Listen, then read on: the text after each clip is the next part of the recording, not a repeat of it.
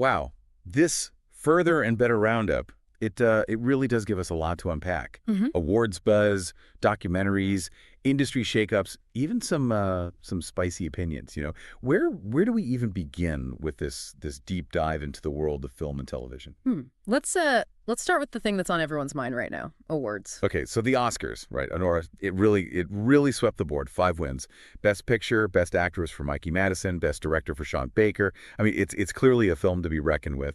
What do you think contributed to its success? I mean, and what impact might it have, on the industry as a whole? Well, on top of those, Baker also took home awards for Best Original Screenplay, Best Film Editing. So it seems like, the Academy really recognized Anora for its cohesive artistic vision, not just for, powerful acting. This might signal a shift towards awarding films that, that demonstrate a strong directorial hand across different aspects of filmmaking. That's a really interesting point. It's like they're rewarding auteur filmmaking, in a way. Now, Adrien Brody also won Best Actor for The Brutalist.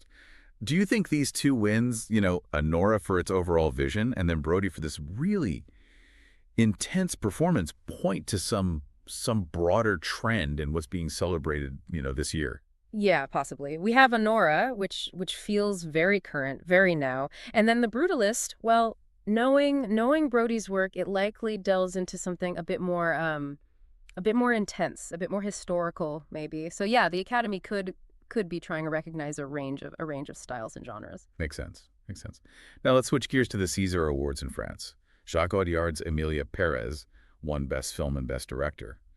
But there's a bit of a shadow hanging over this win, right?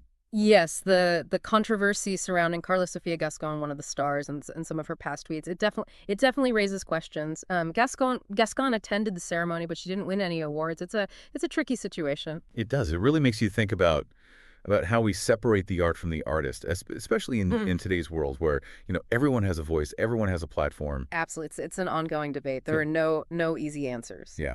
Okay. Moving away from award season for a moment, one film that really caught my eye was The Track, directed by Ryan Sidhu. It premiered at True False Film Fest. It's a documentary, and it's set on a decaying Olympic bobsleigh track in Sarajevo. And get this, it's now a training ground for these aspiring Bosnian athletes. This crumbling symbol of the past as a training ground for the future. That's quite the visual, isn't it? What stood out to you about this film? The setting is undeniably powerful. It's almost like a metaphor, for resilience, for striving for greatness, even in the face of, challenging circumstances. And Sidhu, by focusing on these individual stories, he's showing us a reality that's far removed from the glitz and glam of Hollywood. Right. It reminds us that compelling stories, they can really exist anywhere, Now let's talk about Kino Lorber. They're known for their art house cinema, and they're jumping into the world of streaming. They acquired MHz Choice, and with Ed Carroll at the helm as president, they seem to be aiming for a wider audience. What are your thoughts on this move? I think it highlights a growing trend. Even companies that are known for more niche content, they're recognizing the power and the reach of streaming services. It'll be really interesting to see how Kino Lorber balances maintaining its artistic identity while also trying to appeal to a broader viewership. It's almost like they're trying to bridge the gap between art house and mainstream. And speaking of industry shifts, UTA, United Talent Agency, is making some bold moves with their entertainment marketing division. They've been acquiring companies left and right.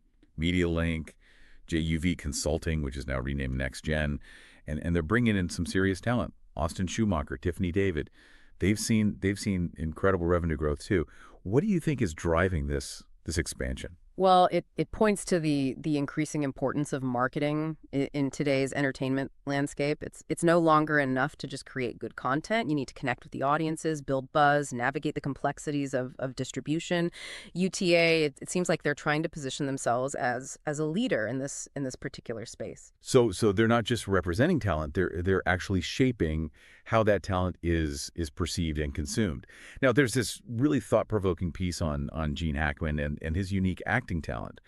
The writer contrasts Hackman's late start in acting with actors who started as children.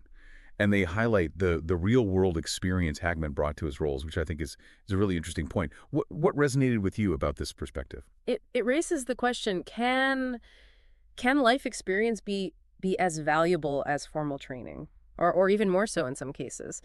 Hackman's ability to portray such a range of emotions so authentically likely stemmed from the diverse life that he led before he became an actor. Right, makes you think about what really shapes an actor's craft. Yeah. And interestingly, this ties into Timothy Chalamet's recent SAG Award win for A Complete Unknown. In his speech, he talked about pursuing greatness. What do you think is the path to greatness in acting, or any creative field, really? That's a fascinating question. Is there a single path to artistic success? Perhaps it's a combination of talent, dedication, timing, and the unique experiences each individual brings to the table, you know? Yeah, it's like a recipe. You have your specific ingredients, but each chef interprets it differently. Speaking of different interpretations, let's talk about something a little bit more provocative. Rob Lowe's take on sex scenes in films. He's questioning why Nicole Kidman's scenes in Baby Girl are being labeled as brave, contrasting it with the more casual approach to nudity and intimacy in his era. He even mentions something called the page 73 rule, which if I remember correctly was more of a tongue-in-cheek guideline about where the sex scene should appear in a script. Right. And Lowe's observation about the impact of intimacy coordinators is really interesting. Their presence has undeniably changed how sex scenes are filmed, prioritizing safety and consent, which is a positive development, of course. But his comment raises a question: has this shift, coupled with a general decline in on-screen intimacy, has this changed audience perception? Do we now view these scenes as inherently brave rather than simply part of the storytelling? That's a great point. It seems like there are a lot of layers to unpack there. Absolutely, and it really speaks to how societal norms and industry practices are constantly evolving, and how they impact how we create and consume art. Before we go too far down that rabbit hole, let's touch on a few more topics. First, there's this analysis of Technicolor's decline and what it means for the film industry. It's a historical deep dive, but it's relevant to understanding how technology and innovation really shape filmmaking. What are your thoughts on this? Well, the fall of a giant like Technicolor, it reminds us that even the most dominant forces, they can be overtaken by new technologies, changing tastes, or economic realities. It makes you wonder, what might disrupt the seemingly unshakable pillars of today's film industry. What's coming next? It's like a cautionary tale. It reminds us that change is really the only constant. And speaking of change, there's this panel discussion happening in the UK. It's titled "We Survive to 2025. What Happens Now?" And it focuses on finding solutions for a sustainable future for the UK screen industry. What do you make of this? Well, it echoes concerns that we're seeing globally. Job losses, production slowdowns, the financial strain of just staying afloat in a rapidly changing market. But it's encouraging that the panel is actually aiming to find solutions rather than just dwelling on the problems. Yeah, it's about being proactive, not reactive. Okay, one last thing before we move on.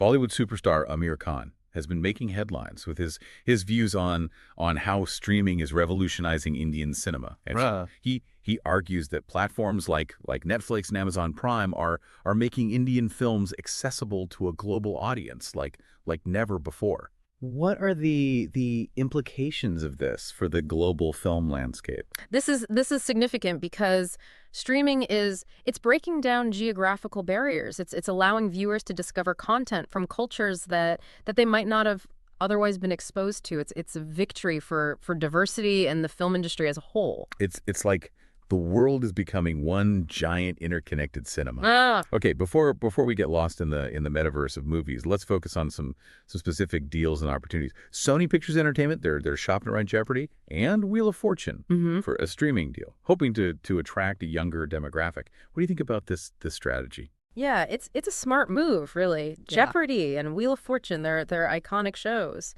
but they do need to adapt to stay relevant, A streaming platform, it could give them a fresh on-demand format, maybe even with interactive elements to engage younger viewers. I can already picture myself shouting answers at the screen during Jeopardy.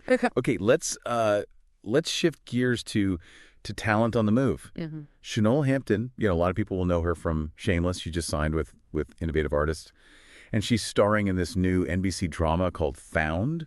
It's about a former kidnapping victim who now helps find missing persons. This seems like a pretty big departure from her comedic roles. What are your thoughts? Yeah, it really speaks to her range as an actress, moving seamlessly between comedy and drama. Found, it sounds like a really powerful project. It'll give her a chance to showcase her dramatic talents, I think.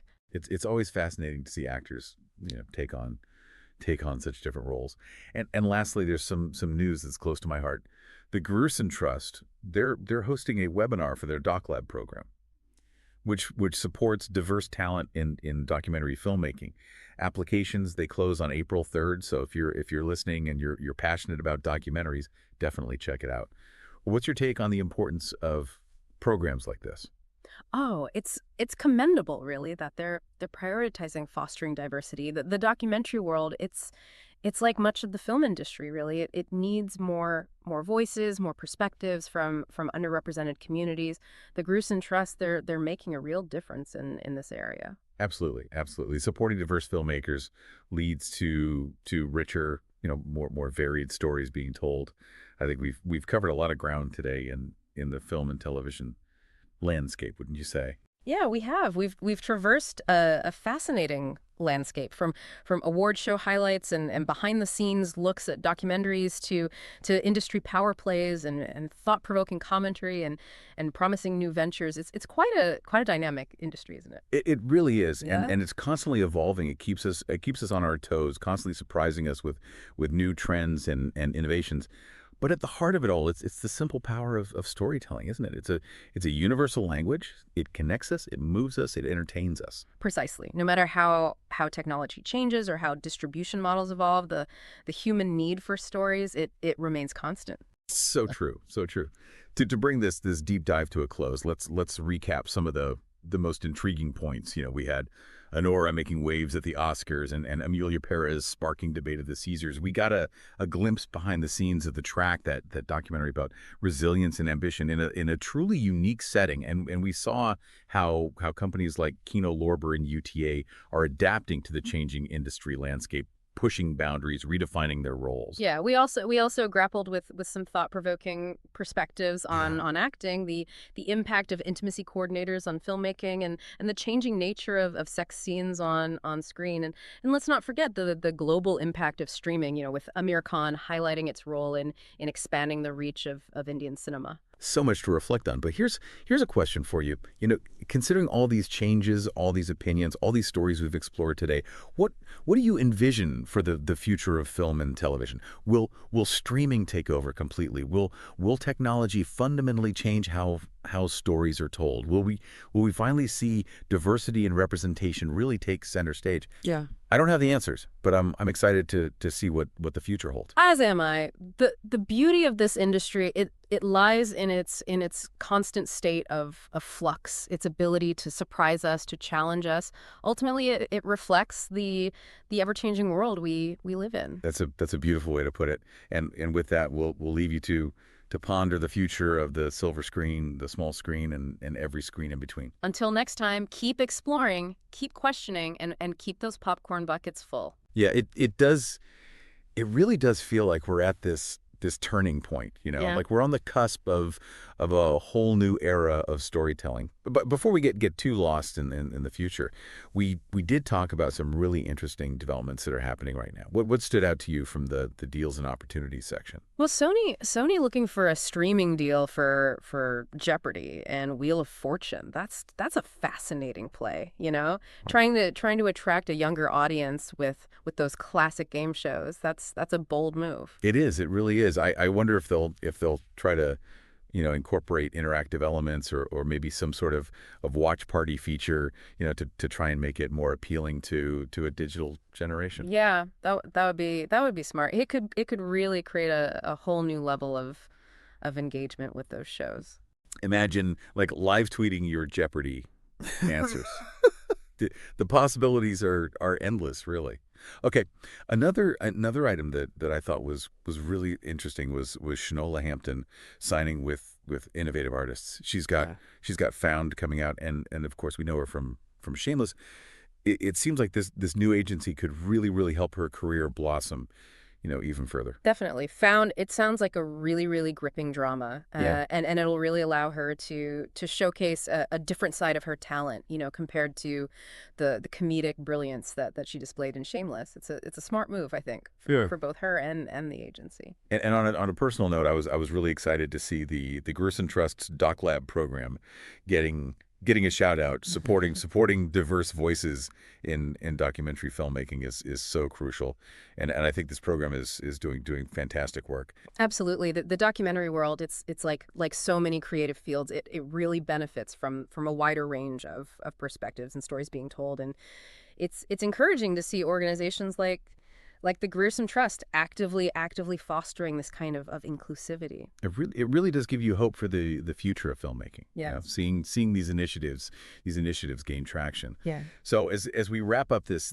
deep dive into the world of film and television, what's the one key takeaway that you hope our listener walks away with today? I think it's the realization that this industry is in a constant state of evolution. It's a dynamic ecosystem where technology and creativity and even societal values intersect and reshape how stories are told and experienced.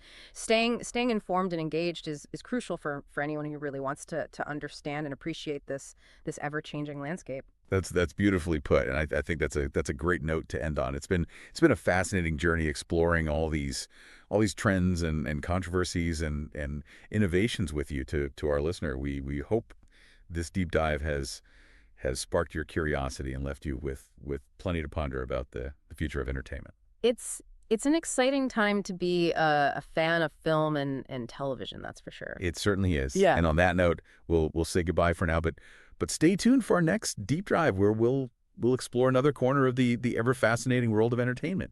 Until then, happy watching.